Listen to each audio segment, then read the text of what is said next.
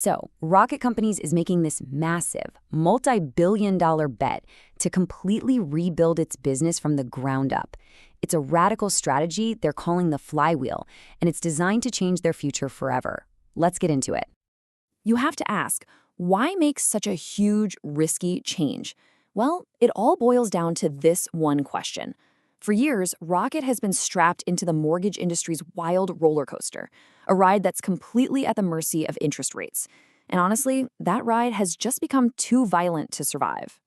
To really wrap your head around what's at stake with Rocket's big gamble, you have to understand the incredible highs and the staggering lows of this roller coaster. The last few years are just a perfect, almost painful case study in how extreme those financial swings can get. I mean, just look at these numbers. Back in 2020, during that pandemic-fueled refinance boom, Rocket's revenue shot up to almost $16 billion. Incredible. But then just 3 years later, as interest rates went through the roof, that revenue just collapsed to under $4 billion.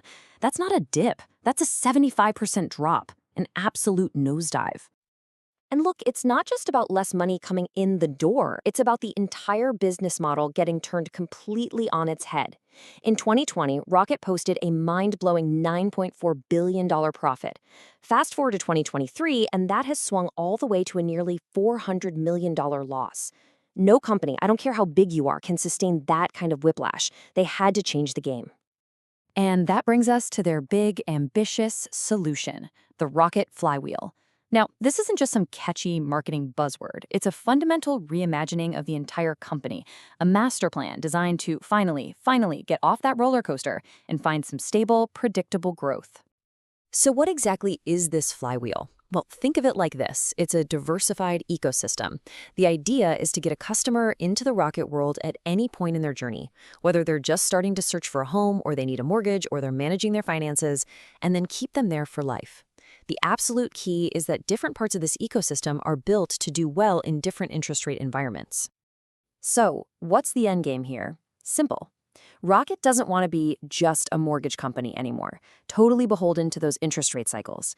It wants to become a true diversified fintech platform, one whose valuation is based on its technology, its data, and its long-term customer relationships, not just on how many loans it happens to close this quarter.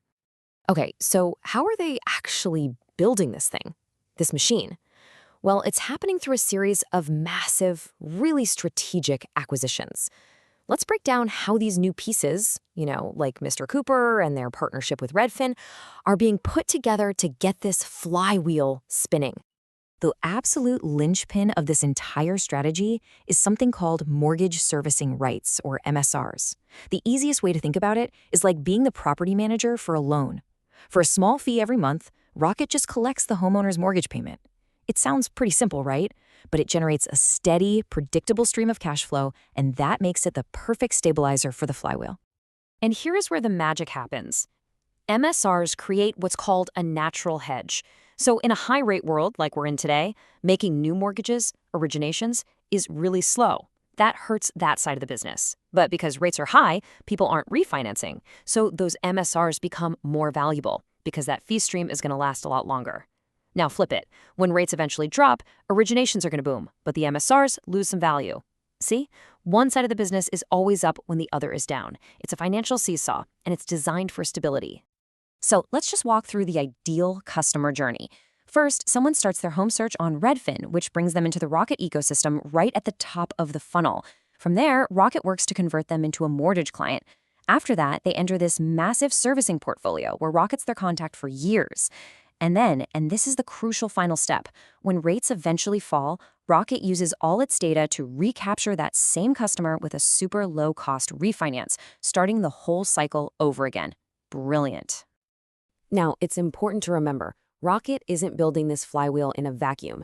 Their biggest rival, United Wholesale Mortgage, or UWM, is taking the exact opposite approach. And this sets up a fascinating clash of strategies. You've got Rocket's complex, diversified ecosystem versus UWM's lean, focused, all-out attack on a single market. And this strategic divide is really stark.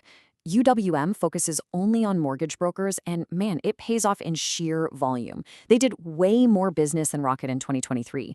But, and this is a huge but, the real story is in the margins. Rocket's direct-to-consumer brand lets them earn a much higher margin, more than double what UWM makes. So you have UWM as the low-cost volume king and Rocket as the high-margin brand builder. This is a clash of two totally different philosophies, and honestly, the winner could shape the future of the entire industry. And this rivalry? Oh, it is intense. UWM famously dropped an ultimatum on mortgage brokers everywhere. You can work with us, or you can work with Rocket, but you absolutely cannot work with both. It's a move that just shows you how fierce this battle for market share has become. So, all of this brings us to the big $40 billion question, which is roughly Rocket's market value after all this. Because let's be real, building this flywheel on paper is one thing, but making all these different pieces work together seamlessly, that's a whole other challenge. The stakes really could not be higher. And the risks here are very, very real. There are two huge hurdles they have to clear. First, you've got to merge two completely different company cultures. You've got Rocket's aggressive sales is everything mindset, and you have to combine that with Mr. Cooper's methodical operations first approach. And second, you have to combine two enormous, unbelievably complex technology systems. One wrong move there could disrupt service for millions of customers. It's a huge risk.